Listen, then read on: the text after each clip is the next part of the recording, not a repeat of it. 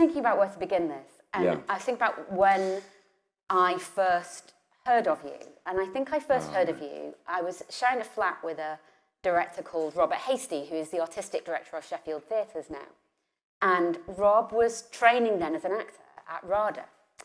And I said to Rob, I was starting my career as a director, come on, who's good in RADA? Like, who do you think's great? And who's going to be, you know, the best actors from your year and the above? And he said, well, there's this guy called Tom Hiddleston, right? And the thing about him is that he comes in before everybody else of the working day at RADA. And it's a pretty punishing drama school, I think it's got. You know, it's a hard, tough training. Well, we can talk about that. And he comes in and he warms up properly. And then he stays behind after everybody else and is the last person to leave. And not only is he incredibly talented, but he's incredibly hardworking. And I was like, wow, he sounds really great. We should definitely check him out. But I was wondering, I think there's a sort of question I always have for actors, which is what they take with them from their training and their practice into their life. And I know that you're an athlete, weren't you, as well? I mean, you are someone who is very physically... That's very generous. You're always running. Basically, okay, whenever I call you, you're always running. But yeah. Did you, when you went to drama school, did you think, okay, this is an athletic exercise as well as an intellectual one? Or what, you know, you'd already been to Cambridge, right? Yeah. And what did you read there? Classics. Classics. Yeah. So what made you think, right, what I want to do is go and do 3 years conservatoire training? Was it something you needed for your body, your mind? What was it? Well, I'd always imagined, and I hope I was correct, that acting is it requires a total commitment of head, heart, and body, and that the art, if it is one, perhaps it's a craft, but if there's an art to acting, it's inhabiting characters fully, so it begins with an act of empathy or understanding, and then your body has to follow. And so the actors I'd always admired on stage and on screen had always had a great connection to their instinct, enormous emotional range and vulnerability, but you could always feel that they were real. There was something tangible about them physically. And I knew I was 21 when I arrived, and I knew that I'd had this extraordinary and very fortunate academic training at Cambridge, learning how to read, learning how to think to some extent, to be rigorous and to investigate ideas, to turn them over, not to leave a stone unturned, to keep investigating, keep searching, stay curious. But the thing I didn't have, and I knew I needed, was the discipline to, for example, play a big part like Coriolanus or any of those big Shakespearean roles for the length of a 12-week run, night after night, and not physically break down, because those parts require this extraordinary physical commitment. So, and I thought, I looked at RADA and I thought, well, a couple of interesting people have been through those doors, They must know something. Yeah. And so in a way, that's very funny of Rob that he remembers the early starts and the late finishes. It just sounds like I got terrible timekeeping. Just need to manage my time better. But part of that was about wanting to soak up the experience. I knew it was a unique and privileged experience. I was very lucky to get in, and I wanted to make the best of it. What was the best bit? I think it's being not just encouraged, but sort of thrown out of my comfort zone, doing things that I was afraid of, doing things I had never done before. The training when I was there was total. So it was a Stanislavski-based training, learning the basics of the system, as he called it, grounding a performance in naturalistic truth, which is all about detail, really, because we're trying to boil it down. As an actor, you're trying to represent and investigate human reality.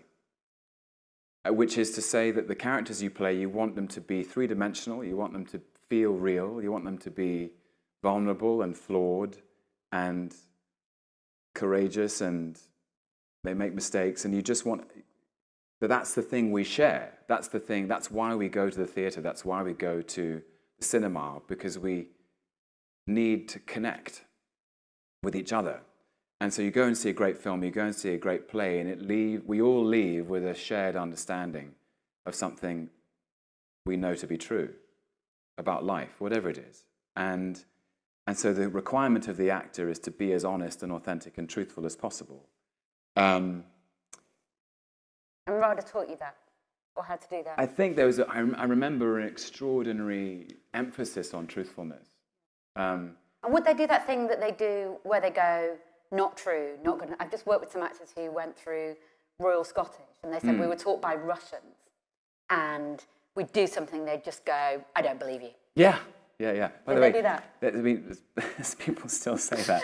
I had a... do you say that in your own head? Well, sometimes I do. Yeah, I have a pretty rough critic who sits on my shoulder and tells me it's not good enough.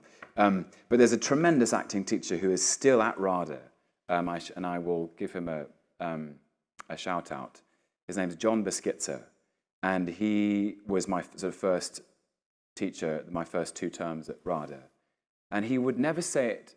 It would never be harsh. It would never be personal or critical. But you would do a scene or do an exercise, and he would say, "I didn't believe it. Do you believe it?" And you go, "No, I didn't really." And he might say it was very impressive, and it was very skillful, and it was very courageous. So, you're doing a lot, but it didn't feel real. So let's think about why it didn't feel real. Why wasn't it honest? Maybe the truth of that moment is more mundane than you're making it. You're making it bigger, more theatrical, more operatic than it needs to be. Or maybe it's bigger, and maybe you need to just investigate how that emotion that this character is going through feels in yourself, and risk it, and know that you'll be caught. But flash forward to the spring of 2015, filming The Night Manager in Morocco, and Susanna Bier, who I love dearly, was not shy of saying after a take, "I don't believe it. Do it again, more real, more true." I met her the other week. She is ferocious. Yeah, she made this great speech. She was talking about women in film, and she said, she actually said, what we need to be is more truthful. Like, we need to tell a better truth about women's lives. I've always found that an interesting paradox about acting, is that by and large, the sort of commonly held belief is that actors are pretending, that they're creating, we are in a way, that you're creating an illusion, but the greatest compliment you can pay an actor is that their performance was truthful. Yeah. You believed it. You recognized. Maybe you're watching actors go through, I'm just trying to invent scenarios, familial struggle, fathers and sons arguing, a marital breakdown, a relationship falling apart, somebody grieving, all these things that we all go through in life. These are all scenarios we find ourselves in. And I don't have to tell you, when you're watching something and it connects to you. You think, oh, I know how that feels. That character on stage, I don't know that actor, never met them in my life. But the thing they're representing, the shape of human nature that they're inhabiting, is something I know is real. That's what it's like to grieve. That's what it's like to break up with someone. That's what it's like to have a fight with your father or have a fight with your son. And so this strange thing about truth, I suppose. And John Beskitzer, the same acting teacher, used to say, acting is being truthful in imaginary circumstances. Yeah. I often think it's actually the bit of thing that needs making up in theatre is often by the audience. Yes. Like I've just done this production of a Shakespeare play with almost no set, no props, and I found myself saying to these actors, there's a prison scene in it, and it's the Donmar, so you can't fly on a prison, people are on 3 sides. I found myself saying to them, I am so sorry, you are going to have to act an imaginary door. Yeah. Do you know what I mean? And like, we're going to have to agree where the door is. You're going to have to come in through that gap. Well, we've gone, there's the door. Yes. And I am now that person standing in a rehearsal room saying, will you pretend there's a door there? Yeah. And actually, everyone's fine with it. Totally, yeah. And it feels kind of rubbish in a rehearsal room because it's hilarious and embarrassing. But as soon as there's an audience there, the 250 people in that auditorium are putting that door there. Yeah, they believe in the door. Yeah. Yeah. Well, it's become something that's sort of at the center of the way that's the thing, it's become a part of my instinct, is you commit to the illusion of the imaginary circumstance. And that's been true of everything I've done. As you know, I am not an ancient Roman soldier. In some respects. But when we did Coriolanus, you have to commit to the illusion that I am. Yeah, and it's 14 chairs and a ladder, that production. And I'm not climbing a ladder into the roof of the Donmar, I'm climbing a ladder into the walls of the city of Coriolis, this ancient Volscian town. I'm not on a backlot in a studio in Albuquerque in New Mexico surrounded by green screen. I am hurtling through space and time in the Bifrost on my way to see Thor. I actually think, I just went in a movie for the first time, and I actually think actors have to do more pretending. More imagining. Yeah, in film than they do in theatre. Well, I suppose it became people used to say to me when I first made the first Thor film, in moments on the set where they're reorganizing the lights or something, they'd say, "Is this weird? Is this hard for you?" And I'd say, "Well, it's just like being on stage." And I suppose my early experience after RADA was in the theatre, of constantly fueling a tank of imagination and trying to be truthful within it, whether it was being in Othello at the Donmar or Ivanov, and forgetting for that moment that you're not in a theatre in Leicester Square in London in 2008, you're in Russia. And, the commitment is I'm in Russia, I'm a doctor, I've got to look after Ivanov's wife, she's dying of tuberculosis. Ivanov isn't taking this seriously, I need to go and tell him. And on I go. Yeah. And Ken Branagh and I are having an ideological battle about why he's not looking after his dying wife. Yeah. Gina McKee, playing Anna Petrovna, is not dying. Ken Branagh and Gina McKee are not married. I'm certainly not a doctor. But in that scenario, we all are committing to this game, I suppose. And it is a game in one way. But it goes back to this thing that my acting teacher said, John Busquitsa, being truthful in imaginary circumstances. I am, and sometimes it does make you laugh when you're being so truthful that people believe you. I was talking about The Night Manager again. We were shooting the first episode and the 6th episode of that series concurrently because they both take place in the story. It's the Nefertiti Hotel in Cairo, in Egypt. And I spent a lot of time, we shot in a real hotel in Marrakesh. I spent a lot of time behind the actual reception desk of this hotel, this lovely hotel in Marrakesh. And we were doing nights, and we were doing a whole bunch of scenes where I'm organizing keys or checking reservations or doing lots of hotel managing paraphernalia. Do you think you could now do that? Like, if it all fell away, you're like, do you know what? I've got a career. Well, what was so funny was that which would you do?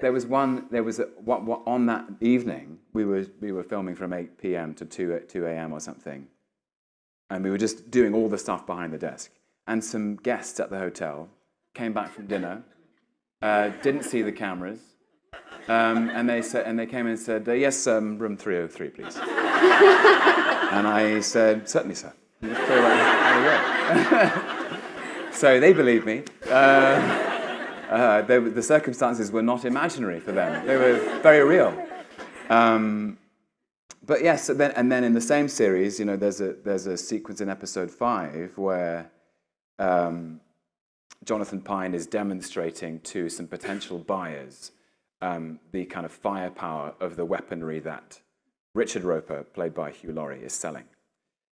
And we're all sitting on the crest of a hill, and in the distance, in the neighboring valley, there's an extraordinary display of firepower. And on the night we were filming, there were no gun was fired. There were no rockets. There were no airplanes. There were no drones. We were staring into a dark, deserted valley with 1 or 2 geckos in it. And the explosions were just lights on our faces. And we were all having to make sure that we were looking at the same part of the sky. Like, so you see that star, Hugh, Al Petrie, you see that star, the red one? Let's pretend that's the airplane. And then when it gets to the plow, we'll just all follow our eyes across to the plow. And then there'll be an explosion. Everyone good with that? Okay, let's go. Again, being truthful in imaginary circumstances. So yeah. So the thing that I found really astonishing when I was shooting this film was the amount of distraction that you have to zone out. Yeah. And I think that's partly about kind of let me kick in my imagination. But the thing that I found really surprising is that, so in theatre, it's an obvious thing to say, but everyone's there all the time, yes. Right? So you turn up, you warm up together. You know, I wanted to pop in and see the company at the Donmar yesterday. I knew they'd all be in the auditorium at 6:30, you know, stretching their hamstrings and warming up their voices. And the thing that I found initially quite distressing about a film set is that you're distant from the actors and you're fragmented from them. But then I got completely obsessed with a thing that I had never been able to see before, really, as a director. And this felt very privileged. This is kind of weird, but you're never there the moment just before someone walks on stage. So yes. I'm there like at all parts of your process. Like Yeah. I'm backstage, you know, I might pop back when you kind of, you know, getting ready to go on at the half, as we call it, like 35 minutes before the show starts, go everything okay. But I had never seen that moment just before someone stepped from the wing onto the stage, because I'm in the audience then, or there's a privacy to that, actually. Yeah. And the thing that I found really remarkable was, for the first time, getting to see actors just before they did a take. Like just within that moment when they have to clear their head and focus that thing. And I thought it was tremendously hard in a film set, because actually I'm very privileged because I'm looking at you, I'm looking at the monitor. You're looking at all the crap coming in the other direction. Yeah. You know, like just like, and it's, I don't just mean like cameras and people. I mean like they just go, just chuck that bit of cable over there, it'll be fine. Yeah. You know, it's not the kind of purity of an auditorium like this. And it seems to me that the ones who were very, very, very good at it, I mean, everyone's great in this movie, but the ones who are amazing at it, for them it was like a kind of moment of meditation. You know, there was a sort of, it was almost like the closest thing, this is going to sound a little pretentious, but, you know, it's like a kind of moment of prayer or something. It's got that kind of internal privacy to it. And what I'm dying to ask an actor is, before you go on camera and do your take, is that the same feeling as before you go on stage and pretend sure. that is it the same thing, or does it require a different? I'm sure it is. No, sorry, that's not meant to be mysterious. I was just thinking about it. The interesting thing for me, well, it's a really lovely observation you've made, actually, Josie, because the reason I still find acting fascinating is that I've demanded of myself, and I also demand it, I think, of other actors, and it's really a gift that's been passed to me by people who've inspired me, is that we don't have time, but we could go around this room and I could ask you to name a performance that you feel you've never forgotten and you found almost unbearably moving. It just spoke to you. It seemed to explain yourself back to your own soul. And I've had those moments periodically in my life, watching other actors. And I think it's the gift of that preparatory moment, I suppose, is you're preparing to give a part of yourself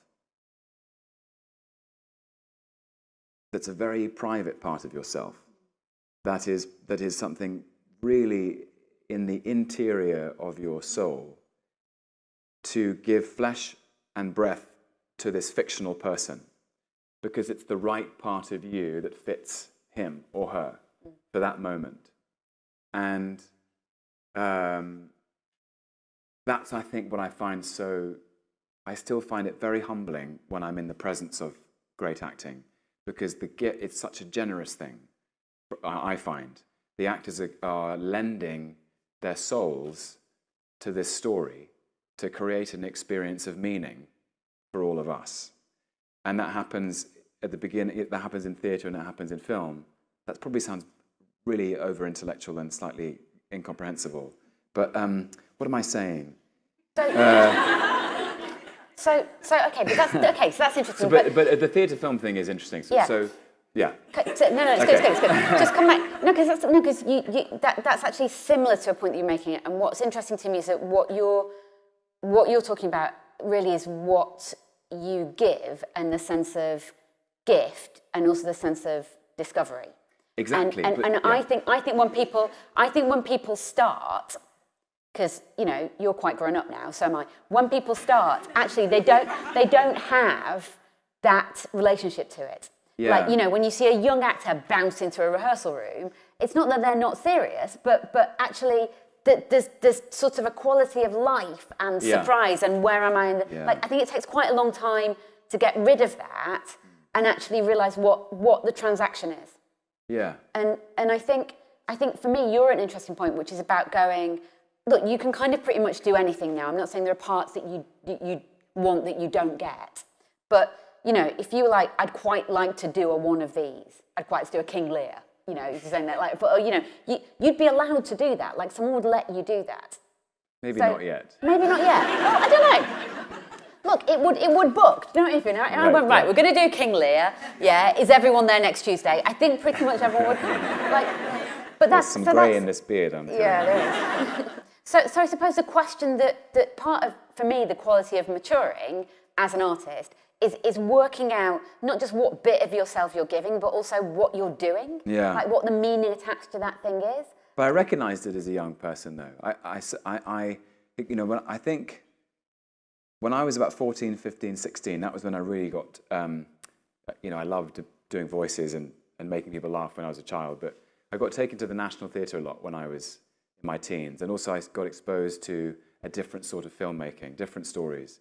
And I remember, and I've told this story before, but I remember going to see Richard Eyre's production of John Gabriel Borkman at the National Theatre, starring Paul Schofield in his last performance, Vanessa Redgrave and Eileen Atkins, this great, towering Scandinavian play about a family in pain. And there were all sorts of things about my own experience and my own life that I didn't fully understand, and I certainly didn't have the language to articulate. But I felt it in Paul Schofield, and I felt him articulate it on behalf of the entire Littleton Theatre. And that's when I understood the power of acting. I thought the theatre was this sort of ceremonial thing where people did lots of air kissing and had a gin and tonic in the interval. But your mum was in theatre for a bit, wasn't she? Yes, she was, yeah. But I had never been sort of, hit between the eyes like that before. And I realised that the profundity of all these strangers arriving and sitting in a dark room, and after 2 hours the lights come up and everybody is crying. But none of us know each other, because Paul Schofield has done something vital and honest and expressed something about being alive that we all understood. And I thought, wow, that would be something to do with my life. What if I could? Maybe a sort of an unrealizable dream at that point. But then also in film, Jack Nicholson in One Flew Over the Cuckoo's Nest, Timothy Spall in Secrets and Lies, that last scene, I don't know how many of you have seen it, Mike Leigh's film, when he's so quiet all the way through and he's just containing everybody else's pain, and just it's sort of being, he's absorbing it and managing, and then he just says, we're all in pain. And he kind of breaks and he expresses something honest about, I don't know, but it's very powerful and profound. So even though I perhaps didn't understand how to articulate any of that or how to access it maybe myself, I still understood what it was. So what I'm getting at, I think, a bit is what now you are established and celebrated, how do you now make your choices? Like, what is the responsibility you think you have to going, it's that project, not that project? It's an interesting question. I feel I respond to material in a very instinctive way. because I'm still excited by the challenge of what the story or the piece of work or the writing represents. And I think the great privilege of being an actor is that you're often called upon to represent scenarios and behavior that you actually have no experience of. And you have to then fill out what limited experience you have with your imagination, with your research, and then expand. And so it's almost like a kind of a spiritual journey of expansion. When we did Coriolanus together, I think there were things in playing that part I'd never fully understood, but I knew in order for Shakespeare's play to really sing, I had to dig quite deep and expand into it. Yeah. And then I finished the run of that production and I retained the expansion. And that's the gift of the job for me, as I've investigated something I didn't perhaps know before. And I think that's extraordinarily true of that play, because I'm going to say this time, but for me that's, in as much as we know anything about Shakespeare, we know that was toward the end of his career.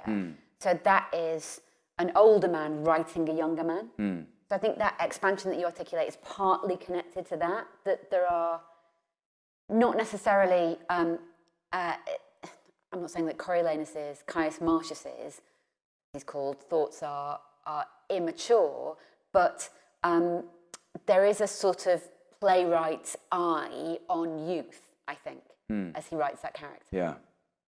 You know, it's someone looking at a young man and understanding something about a young man as an old man. Yes. That's there. The intransigence of it. I think the obstinacy of it. Yeah, I mean, I always thought my experience of it is that I think when he wrote it, Shakespeare must have been phenomenally cross. Yes, yeah. Like just really cross. It's trying to say it's someone who just spent their whole career with people going, do you know, it'd be really good if we had one of those. Wouldn't a scene about that be great? Are you sure about that bit? It's just like, yeah. Angry character. But that's what I love about. It's worth having a little mention of Shakespeare, because in my experience, there's no other writer as an actor that demands so much, and the privilege and challenge of performing Shakespeare is having to align one's mind with his, and the profundity and breadth of his mind, the things he was able to understand, the sheer breadth of it, requires you to think about life in a very profound way. And it doesn't have to be heavy. You know, his comedies can be and are hilarious. Have you done a comedy? Yeah, I've done the old comedy. Shakespeare? I haven't done I don't know if I've done a professional production of a comedy. What was your unprofessional Shakespearean comedy? Have I even done an unprofessional one? Done Much Ado? I've not yet done Much Ado, no. I remember thinking when I was doing The Hollow Crown how there's comedy in that early part of Henry IV, part 1. That's Haven't Seen Prince It. Hal, Falstaff, Yeah. Poins, Mistress Quickly, all of that it is a kind of show, and that there has to be a levity to it. They're very, very funny, those Haven't Seen It, I think. But like, you know, the line between comedy and tragedy is very thin. And so you're still investigating the same things. You're still investigating, you know, the truth of it, I suppose. But the demand of Shakespeare, if you're going to do it well, is that you have to try and hone the technicality of delivering the verse and the words and making sure they can be clearly heard and understood. But also, so there's an intellectual demand there, and to honor the poet, a physical one to honor the character, and then a kind of spiritual one to honor the profundity of some of the things that he's saying. And every time I've done a big Shakespearean part, I've always found it incredibly. There's a sort of, how best to put this? There's an extra dimension and clarity to my life at that time. Yeah. That somehow life has, I've got this, I'm carrying around, I've sort of synchronized watches with Shakespeare's mind. And the ask is that you go as deeply as you can into the things you're investigating. With Coriolanus, the corrosive power of rage. Yeah. The rage of that man, the destruction that his rage wreaks on his family, his friends, those he loves, on the city of Rome. That actually this rage was once a useful thing that propelled him into war, made him a war machine, a fearless soldier and a hero, but given full vent, it only destroys, it doesn't build. And having to even feel that in myself was a profound experience. With Hamlet, the depth of his grief, and then the conversion of his grief into grievance, and how the compression of his grief and the fact that his grief was somehow forbidden and curtailed is what turns that mourning or that lack of mourning into grievance. And it shows, I think, of all Shakespeare's plays, that the utility of retaliation and grievance. You know, Hamlet has all this grievance. I must avenge my father, kill my uncle, and he's angry with everybody. He can't see the wood for the trees, and it only brings him ruin. But he was never allowed to let it go. And to investigate that, and of course Hamlet is about so much more than that. It's about the value of being alive, and you have this young man who has lost his connection to the meaning of being alive and having to inhabit that. What does it mean to feel that the argument for being has lost, that there is a question of to be or not to be, that maybe not to be is a better idea? Of course, no. The answer is to be, profoundly to be on the side of life. To be. But he's at that moment where he's staring into the abyss going, well, maybe it's not so great, life, actually. And to go down there and investigate what that feels like and give that shape. Of course, I'm even in trying to explain the experience of playing these parts, I'm somehow reducing it or confining it. They live on, they live. But that's the scary thing, isn't it? You go, okay, here's one of the greatest things ever written. Yeah. We're going to have a go. Yeah. You know, I mean, that's the sort of the mindset you have to get yourself into to get into a rehearsal room with a Shakespeare play. Like, you feel the gift of it or the privilege of it, but you also go, this is really, really scary. Like, you know, and as a director, you're like, how do I make people not frightened of this? Well, I wanted to ask you about that, because I think on Coriolanus, in a way, I say we were having to synchronize watches with that play, and it's a very demanding play, and you're responsible for, I don't know how many people in here saw Coriolanus or anybody watching it in wherever they're watching it. They keep doing NT Lives, actually. I've managed to buy a dinner service, so if the one of the royalty, if one comes up again, do go, because I need a few more side plates. But, you know, this play has to speak to, because Shakespeare, it works on so many levels. Yes, it's about the power of anger and pride in the figure of the leading character, and family, sons and mothers, but it's also deeply about politics. Yeah. And how the state and the individual relate, how we relate to ourselves as a body politic. The common people want to be heard. They feel they're not being heard. They feel they are being lied to and being mistreated by the Senate, this patrician class. Yeah. And I remember, but how do you take, because you're having to do the same psychological work, how do you take that on as you approach doing Shakespeare, doing Measure for Measure, now playing at the Donmar Warehouse, Hie Thee Hence, or Much Ado, which you did with David Tennant and Catherine Tate, or Coriolanus? How do you run up to doing a Shakespeare production? I have, a bit like you, I think, a very obsessive method of preparation. Because you turn up with it learned, which is not what all actors do, and not everybody likes to do that. But I think that the way you work, you're sort of making the folds in the paper aeroplane.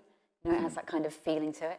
In fact, I was thinking of it. I got my dad a magnificent book on making paper aeroplanes. for a birthday present. It's brilliant. Go online and get it. There's like a video and there's a guy. It's great. Because I thought you just like fold it and do a wing thing. No, you can do all sorts of amazing things. And I was thinking of you as I was looking at this book, actually, just thinking there's a care to the calibration of it. And then you can let it fly. And I think as a director, the calibration is incredibly important. So I'm quite nerdy with it. So I spend a lot of time looking at the folio, if that exists in the play, where it was first printed, comparing the punctuation of different editors, because any punctuation that you read in a modern edition of a Shakespeare play is an editor's choice, because how punctuation works has changed, and also it's not consistent. So, and as you know, in Shakespeare, actually, in all theatre, breath is thought.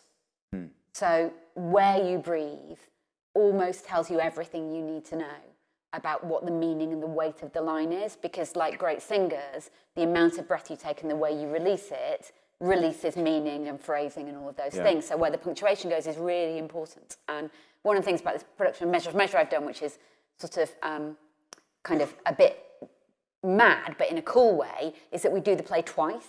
Yeah. So, and it's amazing because in the first half, these actors are doing this rather perfect classical reading of the play. Yeah.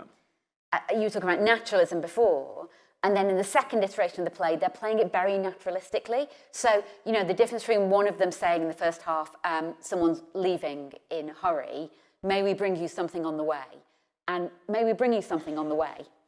Like that, just, and they mean two completely different things, and audiences laugh when they hear it a second time slightly differently. So the sophistication of listening around it is really important. So I did this big nerdy prep where I make sure that I know it backwards.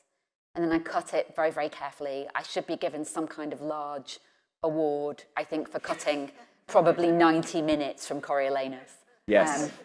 True. Really, that's what I deserve all the credit and more side plates for, is that work. And because I've got great respect for people who do them uncut, but I think you probably need to take some stuff out of them. So, and that is part of the preparation as well. And then you distill and distill. So with our production of Coriolanus, it was working out how you did ancient Rome, the Battle of Coriolis, all those things with 14 chairs and a ladder. And that has to be arrived at through distilling and distilling, I think. So getting to kind of pure essence of it, so you're very confident, because you need to be confident, because actors are going, where do I stand? What does this mean? I've never done a Shakespeare play before, not you, but a lot of people. Or am I as good as the 18,000 people who've played Coriolanus before me? So you soak in. But it's your responsibility to soak in a lot of anxiety. Yeah. To make that Yours space too. play Well, no, fun. that's your job for sure. Yeah. But I remember there was a very specific note you gave me in previews or in running up to dress rehearsals. And actually, I think it was in the dress. Just before the opening of a play, I'm sure many of you know, but you run the thing through. You just keep running it, iron out the creases, get used to the automatic. Hang on, where's my prop? I need my sword, which I've got lost. Got lost going to stage left. You get all that out of the system. But I remember after a dress, we sort of stayed back late, and he said, "Can I just say something?" And I said, "Sure, say whatever." And he said, I really think you need to get angrier. And it was your perspective on the play. Like, in order for the profundity of Shakespeare's thought as held and contained in the structure of that play to be truly brought alive, I needed to commit more of myself to make it live. And that's the director's responsibility, is to be able to say to actors, actually, this is what I need.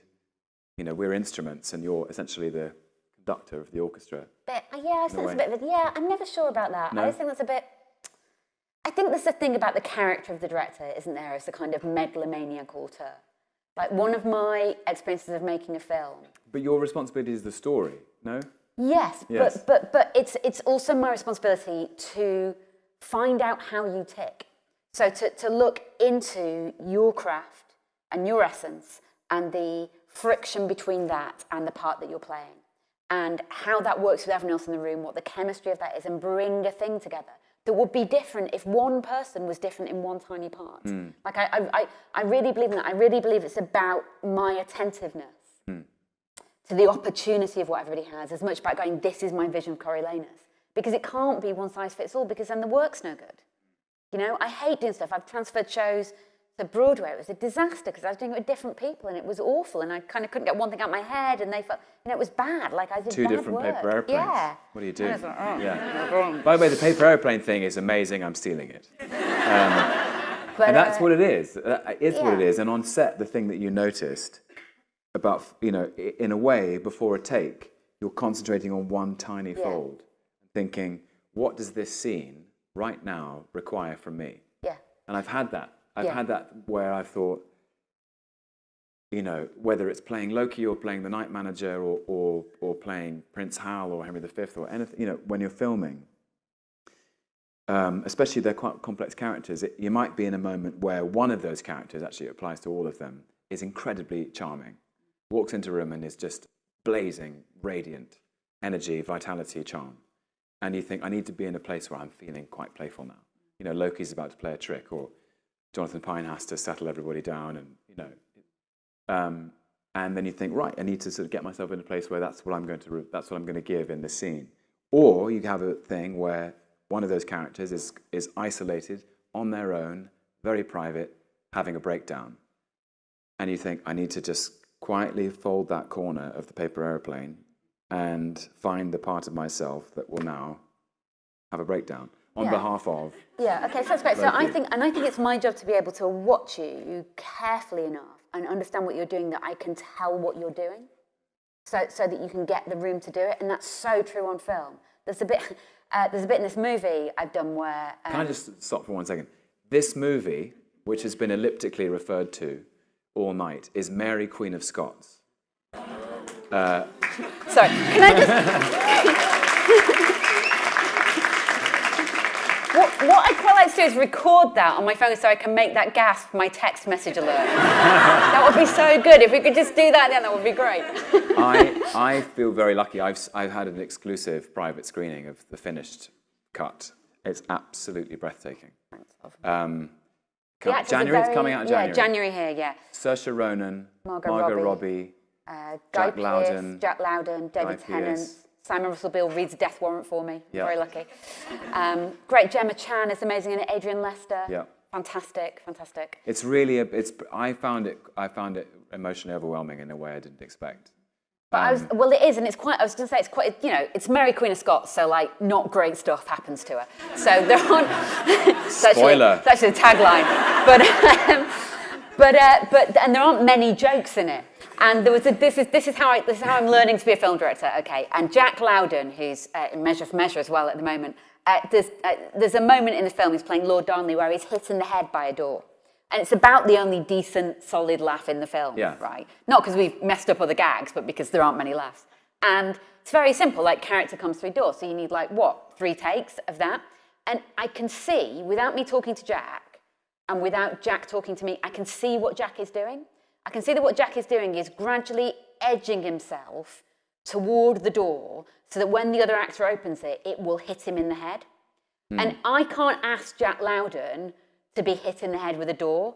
Jack Loudon can't tell me that he's going to be hit in the head with a door, otherwise the first assistant director will close it down because on the whole you're not meant to bang actors in the head with doors.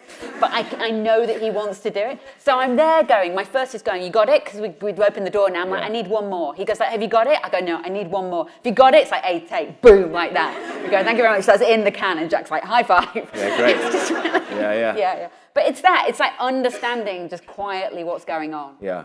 I remember when Jeremy Irons slapped me across the face in The Hollow Crown, trying not to prepare myself for it. Because I knew it was coming. Yeah. Tom, knew it was coming, but Prince Hal has to be unthink that, it's a complete surprise. Whack. Yeah, I rewatched a clip of that the other day. It's really good stuff, actually. Yeah. But I knew it was going to work, so it's like afterwards, it's like, that was great, Jeremy, well done. Anyway, Mary Queen of Scots, January in the UK, is that right? January in the UK, I think December in America.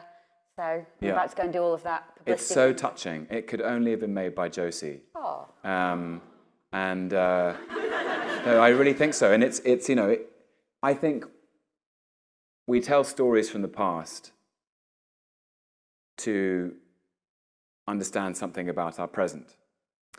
And that's why we always do these Shakespeare plays. That's why we keep remaking Dickens and Jane Austen and other historical drama. I think we keep trying to dig around and trying to understand ourselves. So why Mary Queen of Scots? Why now? And I won't spoil it, but I do think there are some answers. Like why do you tell that story now?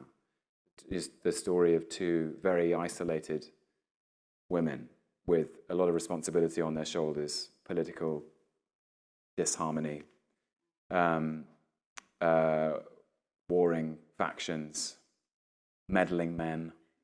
Cost of power. It's about the cost of power. The cost of power. Uneasy lies the head that wears a crown. Very Shakespearean. Yeah. So I just wanted, we'll try to open a sec. I just want to talk to you about your life beyond acting, really, because we're here. Well, you asked me to come here because this is to support BAFTA. Yes, this it evening. is. And you're an ambassador for BAFTA. I remember going to a dinner where everyone was like, he's an ambassador. That was great. Yeah. See, whenever anyone says ambassador, it just Ferrero makes me Rocher. think Ferrero Rocher. You know. What does that mean? Didn't bring any with me. Sorry, disappoint you. No, I'm very, very lucky and I feel very honoured that BAFTA have asked me to somehow represent them in this capacity. And really, it's about something I care very much about, which I now go back to do. I work with RADA as well in a similar way. Both charities, which I think is less well known, and it's about equality of opportunity and representation.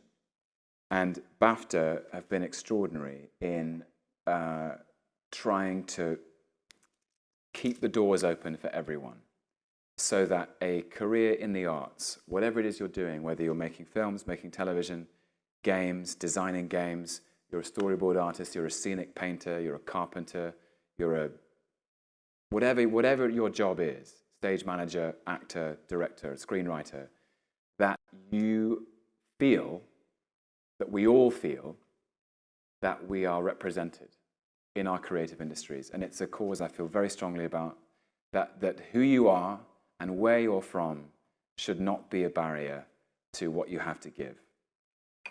Because otherwise our whole society will be immeasurably impoverished. So we just, and so that's what this is tonight. And so huge thanks to BAFTA for asking me to speak on their behalf. Yeah. I think they did a thing when we were in pre-production for Mary Queen of Scots where they changed the eligibility for BAFTA awards, which meant that if there wasn't proper representation within the film, that you were not eligible. And, you know, it made a tremendous difference. Like, people in the pre-production period really noticed that. Yeah. Now, you don't want to have to compel people to do it, but at the same time, that's a serious and a proper move. Yeah, well, I just think that, you know, our culture is so rich and deep and broad and diverse, and we need to hear voices from every quarter. Yeah. There are as many stories as there are people on this planet. And that's what the arts are. We're all just telling stories to each other to understand each other. And so we need to hear from everyone and to make sure, those of us who are lucky enough, that there are no doors which are closed, that it doesn't matter what life you've had, that there's a place for your story. When I went to see your Hamlet, in which Lolita Chakrabarti played Gertrude. And Lolita is married to Adrian Lester, who is in Mary Queen of Scots, playing the English ambassador to Scotland. And Lolita told me this, and actually Adrian did not say this to me until a couple of weeks ago, that Adrian Lester, who was Peter Brook's Hamlet, and, you know, an amazing Rosaline, actually, for Declan, who you wrote in As You Like It years ago, and that great Othello, had never played in a period drama on screen. Like, that extraordinary career, and he's never been in a costume drama. I mean, you know, it's completely nuts, so it's great work. Okay. By the way, that's why Hamlet was not seen by that many people. So we did the production to raise money for RADA for the same reason. But you know, you never know. Never know. There you go. You heard it here. Shall we see if there are some questions and you've not been completely exhausted by goodness? I hope you've made some sense. Mercy me. Who's picking? Hello. Do you want to pick or shall I pick? You pick. Okay, you pick. There is... Okay, so there's a lady there in a nice gold top in between these two ladies with their hands up. Yes. You're going to stand? That's good. We encourage that. We have microphones. Oh, there's a microphone. Hi, Tom. Good evening. First of all, I would like to thank for the opportunity to come here. And second of all, I want to ask you, because I've read The Night Manager from John le Carré. Yeah. And I've seen the series as well. And I have to say that I really liked... I thought that it was a shame because the Sophie character in the book was so much like... It was a more three-dimensional character than it was portrayed on the series. So I was just wondering, for yourself as an actor, I don't know if you read the book or not. Yes, I did. So, no. You know that prep thing we were talking about? Like, it takes that really seriously. That'd be like a prep line with one wing. So. My bad. I used to sometimes read the book to the crew. All right. They didn't appreciate it. They're like, come on, Tom, we've got to get this done before the sun goes down. Story time later. No, so I just wanted to ask you, don't you think that it was a shame that the character, Sophie character, wasn't that well developed on the series? Because I think, like, at least from myself, as a viewer of the series, I thought that at the series, it felt like she was more of a fling to Jonathan. Rather in the book, it felt like he was very much in love with her, so it makes sense, like, that kind of feeling he had towards Roper. So I was just wondering what was your opinion on that? I feel very much the same as you do in the respect that I do think Jonathan Pine was in love with Sophie. And I think the loss of Sophie is very traumatic for him. You know, it's in a way, if you felt it wasn't properly honoured in the adaptation, the fault is ours. But we had the tricky thing with adapting a novel to screen is that there's with any novel a great deal of interiority is permitted by the author to the reader. Le Carré invites the reader inside Jonathan Pine's heart and mind, and we had a very clear time structure. And I think Sophie is she's in a way the leading character of episode 1. But at the same time, you need to meet Richard Roper. But I tried to convey that. There's a scene where Jonathan Pine comes across Sophie's dead body, and he has a breakdown. It's very traumatic for him. And through that I was trying to convey the depth of his loss. And then it's also something, if you look again, that Olivia Colman's character touches on. She keeps mentioning Sophie to remind Pine of a reason for his commitment. Okay. Thank you. Okay, so there's a lady in a stripy top in the corner there. That's great. Thank you. Hello, this is a question for both of you about Coriolanus. And it seems to me that the mother has an awful lot to answer for. She's really not great. She's a real Philip Larkin kind of mum. And I'd just like your views about playing... About my mother. Not at all. I wouldn't ask. But it just came across so well in the playing of Volumnia and that relationship and just what it was like actually doing that on stage. First thing to say is I was just the luckiest man in the world to have Deborah Findlay play that part. She is just the kindest woman with a really genuine depth of range within her as an actress. And we talked a lot about it. I think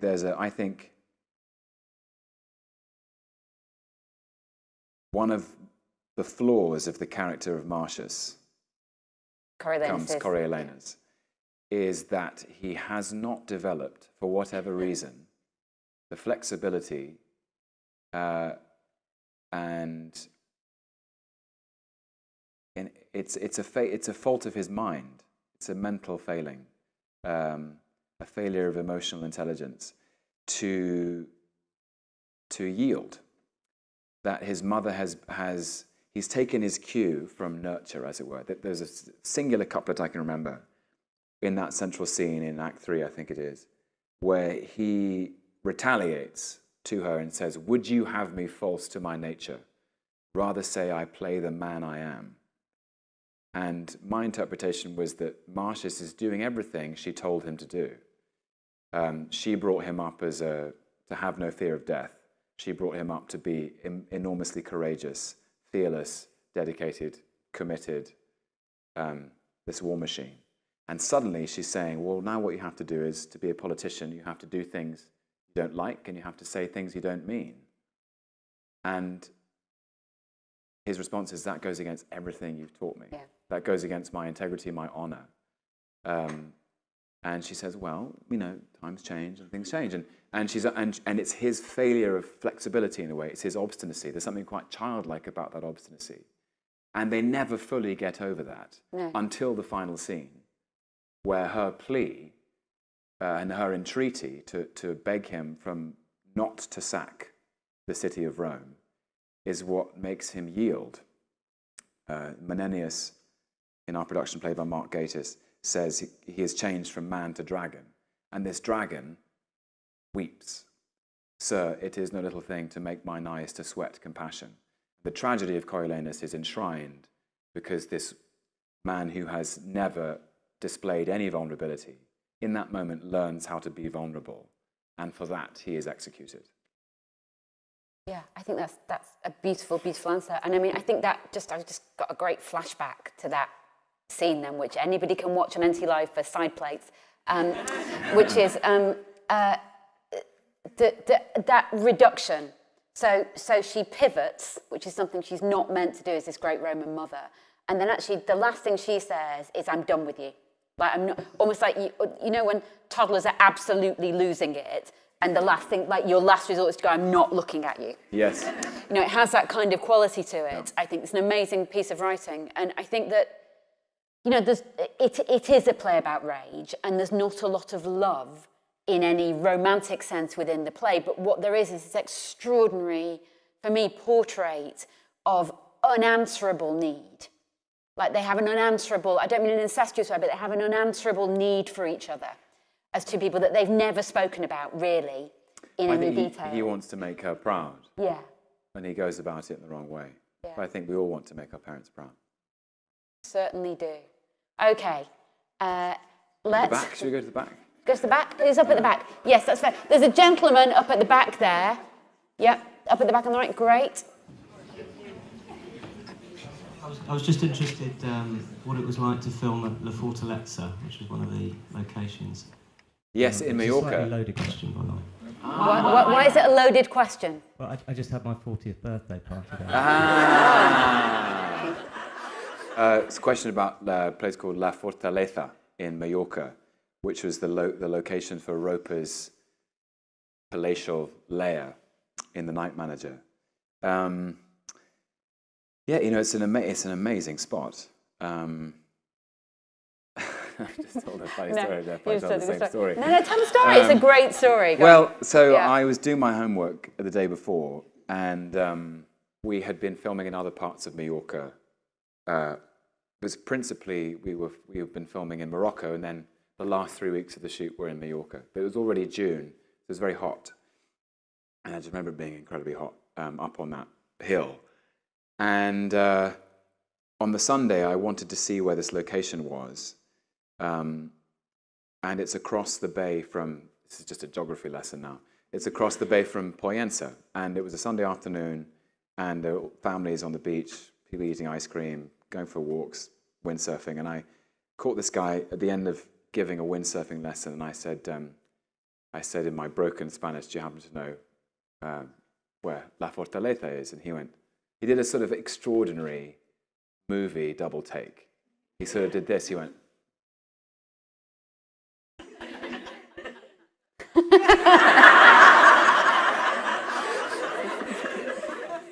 La Fortaleza. La Fortaleza. ¿Conoces? And I said, well, you know, just, you know where it is. And he again, the drama of it was so great. Because he was in a wetsuit and a windsurfer, you know, looking so macho. And he sort of swept his wet hair back and pointed Ahí, la fortaleza. And I said, wow, it looks very impressive, and it sort of came into focus through the trees. And I said, have you been to La Fortaleza? No. no para mí. Anyway, it's a ridiculous story. It's the excuse for me to be dramatic, but no, it's absolutely blissful. But yeah, and it was great, and it's an amazing location for that part of the story. And I just remember my memory of it is constantly running around, because that's when Pine does a lot of his spy work, and trying to find the right staircases and locations to do those bits under the summer sun. Not too shabby. That was probably the best answer you could have anticipated. So let's go back again. So I think the mic's still up there. There's a lady in a white shirt toward the centre there, at the back. Hello. Just want to say I genuinely can't wait for American Scott. Thank you. You sound you might be a bit Scottish. Is that? I am, yeah. Yeah, or a lot Scottish. I'm sorry. Yeah. So I can't wait. Thank you. My question was for Tom. When you're playing a character, it's a really actory kind of question. I do apologise. But when you're creating a character, do you find the voice first, or do you find the body, like the physical body, and do you apply them both? Like how do you? Basically, I'm struggling to find a physical body of a character. So, do you use animals? Do you use lab and effort? How is it that you? I have done. That's worth saying. And can you explain what animals and Laban are to the group? Yes. So yes, I did animal study at RADA, where you're it's an exercise in trying to use your body to express some essence. That if as you might be, but if as an actor you're a bit stuck about a character, you can think, well, what kind of animal is this person? What was your animal at RADA? Because you pick one, don't you? I wanted to be a giraffe. But I was not allowed to be a giraffe because the movement director said, but Tom, you already are a giraffe. Rob Hasty, who I was speaking to, was an otter. Yeah. I used to come downstairs. We shared a flat of like a Tuesday morning and find him just in his pants in front of an otter video. Yeah, no, there's. I was in the same year as Andrea Riseborough, and she did a hyena. It was unforgettable. I can see it even now. It was literally like a hyena was in the room. I don't know why I did this. I was at the London Zoo trying to find inspiration, and I decided I was going to be a black mamba snake. Incredibly difficult invertebrate. Pick something with legs. Yeah, but it weirdly became about the scent, the tongue. That the tongue is a sort of thing that he's trying to. It's like almost like a kind of like a lust or an appetite that's expressed by the snake's tongue. I'd never applied it, I don't think, in any character. But and Laban is a language and a vocabulary and a methodology about finding a way into a fictional human being, just using verbs, active verbs, floating, gliding. Do people glide down the street, or do they stomp, or do they have a stomp with an inner float, or do they have a? This is a way of trying to give physical life to somebody else that is not you. To really answer your question, I think I try that it's something. It's neither. It's not quite so deconstructed, I suppose, for me. But it's something about the soul of the human, and if I study the soul in some way, and where I connect to that character at a deep level, it will reveal how they move and how they speak. I knew, as Coriolanus, that this was a decorated Roman warrior, a soldier and a warrior, somebody whose body was hardened by the practice of warfare. And so I did a lot of extra physical work just to give myself that sense of feeling fitter, feeling stronger, feeling more like I could climb that ladder, or do a backflip over Hadley. It was about about a kind of muscularity that character needed. The character, it's always in the words. Character was constantly talking about his body, talking about the blood he shed, talking about the scars he bore, and this is someone who's clearly a very physical person. I'm trying to think of other characters, I suppose. The elegance of the elegance of Jonathan Pine was something from the novel that this night manager had this perfectly inoffensive exterior, that he was gentle enough that he could recede into a wall, and that if he needed to come out and pacify, if the wedding was still going on in the ballroom, but he needed to pacify the guests in the first floor who were complaining about the music, keep both people happy, that everything was easy, everything was loose, everything was graceful. There was no stress, no worry, no. So there was a buried tension that didn't manifest in the body.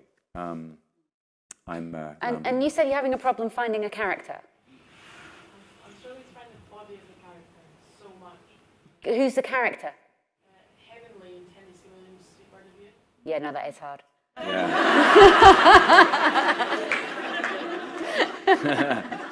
Yeah. Yeah. Never played Heavenly.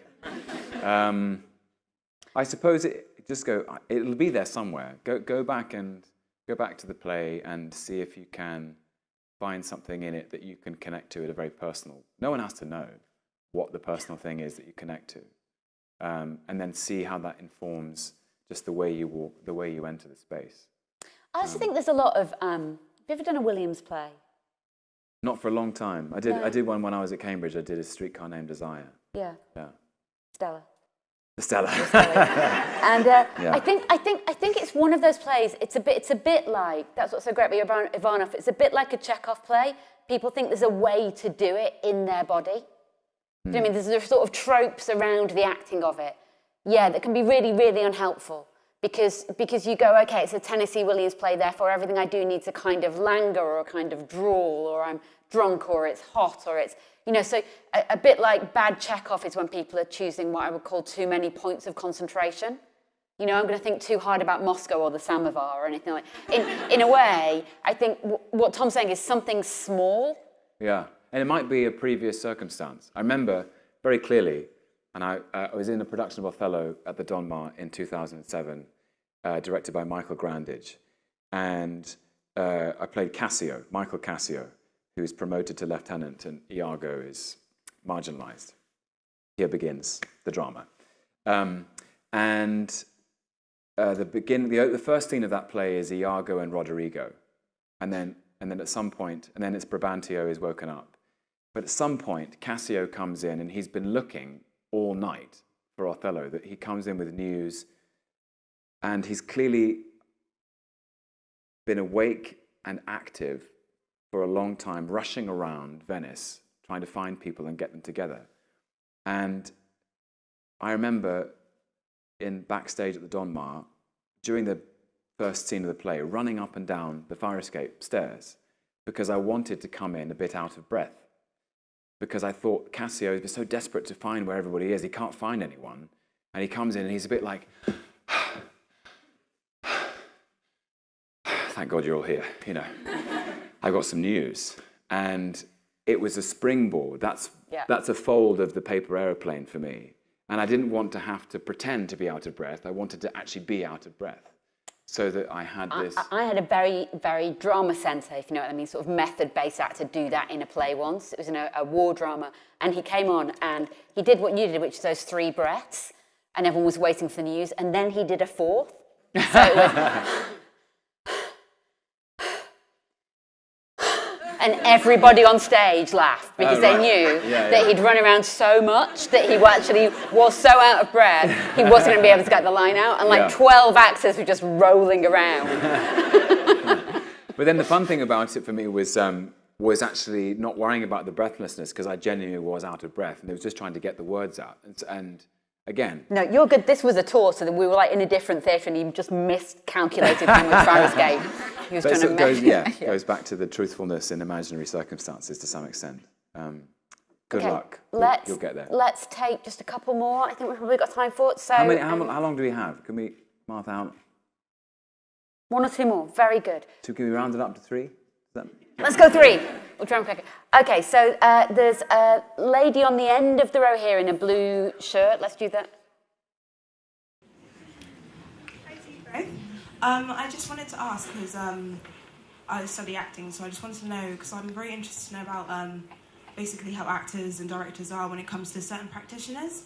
So I'm just wondering, like, what do you feel in your careers that certain practitioners have had some sort of influence on you? So I just wanted to know how, and just any advice on who to do research on in future. So practitioners to read their stuff or influence you, or Just to influence probably anyone, and yeah. Can I ask you, thinking people who are contemporary practitioners now, or really traditional in the canon of the craft of acting training? More traditional. Yeah. I mean, I think they're all worth studying because they all have something to give. Stannis, sort of true Brechtian acting is, trying to honour Brecht is very different from trying to honour Stanislavski. Brecht was a very political writer. He didn't, in his writings, it seems, Bertolt Brecht didn't want the audience to feel too much empathy for the characters because the characters were objects in his mind that he wanted to demonstrate something with narratively and politically. Particularly, I don't think he wants you to feel anything for Arturo Ui. He just wants you to watch the sort of chart this man's journey. But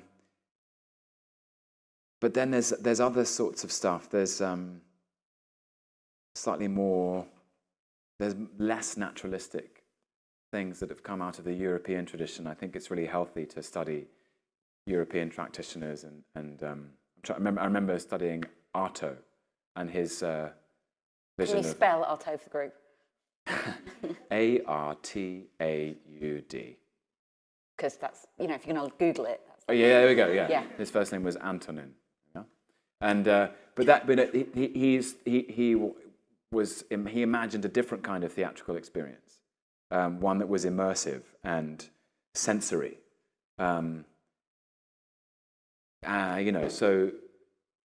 So naturalism isn't the end all be all. It isn't necessarily the thing that you'll always need to draw upon, because sometimes a director might just want to use your body as another piece of a jigsaw puzzle of a great picture that he's trying to make on the stage, and that's when you just submit to you become part of the mechanics of something, and that's always really thrilling when that happens. So. I'm trying to think. I think Simon McBurney is a genius. So have a read of Complicité and some of the work they've done. I think clowning is fantastic. I wish I'd done a proper French kind of clowning class because that's true imagination. I think traditionally you really only have your body as an instrument. There is no set. There are no props. You just have, mime and all that sort of stuff. So, when I was doing my Lambda exams, I was mainly looking at Stanislavski. So I just kind of wanted to expand my interest and look at further, just to see if there's any more people that could just show me further and give me more of a way to view it, and give me more of like an further interest. This is really practical. Because that's a great list. Just go down the National Theatre bookshop and look at the acting section. And it doesn't matter if you read something that you think is nonsense. At least you will have dismissed it. Yeah. I think. And the other thing I would say is that often they get a bit divided, those sections, between acting and playwriting. And there's some brilliant books on, 100 Great Plays for Women, or, here's the tradition of modernism in drama and that kind of thing. And actually that can be as exciting and as stimulating and send you on as good a journey as a kind of acting textbook can, I would say. That's helpful? Yeah. Go on, you pick a question. I've gone straight. I've just seen you go. Yeah, there you go. I've just been instinctive about it. Microphone coming.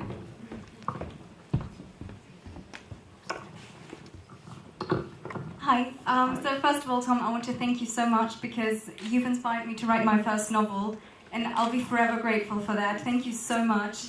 And my question is, you've played so many characters over the last couple of years, so I was wondering if any of them, some of them, regardless of how many times you've played them, have made a lasting impact on you as an actor in terms of their character traits, their surroundings, ideals, and morals? Great question. Immediately, what comes to mind is the big Shakespeare ones, to be honest, because I feel like they've demanded a huge amount from me, and I've had a very fulfilling time playing them. And in a funny way, the great Shakespearean parts, they're all related to each other. And having played some of them, they talk to each other and echo each other in different ways. Sometimes Henry V, something quite Hamletian about him. He's isolated and he feels the weight of his there is no outlet for his solitude or loneliness. And Henry V and Coriolanus talk to each other. They're both war heroes. They both have to do something very dangerous alone. So I would say certainly the Shakespearean characters, and then Loki has had a massive impact on my life. It just, I can't ignore it. He has been quite. I mean, looking at me now, there is no way in hell you'd cast me as that character. This, ginger, Scottish, English guy. I'm playing the Norse god of chaos. And it's a surprise to me as much as it is to anyone else. And the fun I've been able to have with him, and how I've expanded that, or been able to touch on something very ancient. Loki's been around in the collective unconscious for 2,000, 3,000 years. There's something about human beings that they need these characters, these tricksters, to imagine. Dionysus was the Greek equivalent in a way. And Loki is up there, and the mischief in him, this eternal trickster that represents unpredictability and chaos. But our lives as human beings are governed by order and chaos, and we need a little bit of both. And that Loki somehow represents the chaos that sometimes we need. I feel really lucky that I got to play him. Great, thank you. Go and pick the last question. Oh, it's very difficult, this, to pick somebody. Sorry, everybody. You have to do it. I can't. I Yeah, feel good. Okay. Oh my goodness. Don't I just feel responsible? No, very responsible. Okay, I'm just going to pick. There's a lady here in a blue top, just on the second one. Let's just ask. Hi. From a screenwriting perspective, actors always talk about how they pick parts that not so much resonate, but it's something inside them that says this is part of who they are. Maybe, resonance. So do you pick roles on the basis of the fact that they resonate with you in some way, or is the truth of the role more important and you want to pick something that isn't something familiar to you so that it stretches you? You're known for how much research you do, so something like Robert Lang, yes. I mean, that must be totally different to anybody's life. So do you pick roles that push you, or roles that are more familiar? Do you pick things that actually sort of stretch you because you see them as being something that will stretch you? I think it's probably both. It's a great question, which is that I try to pick roles which will stretch me, perhaps into territory I might be afraid of, but that within which I can recognize a kernel of familiarity, that there is something in there I can relate to.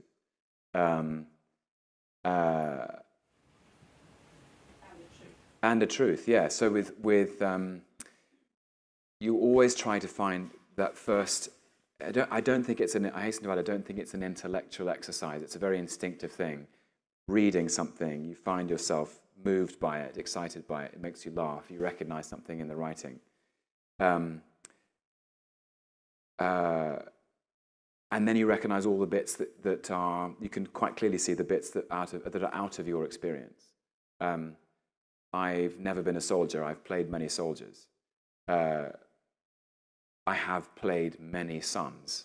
I am a son. I know what it's like to be a son. So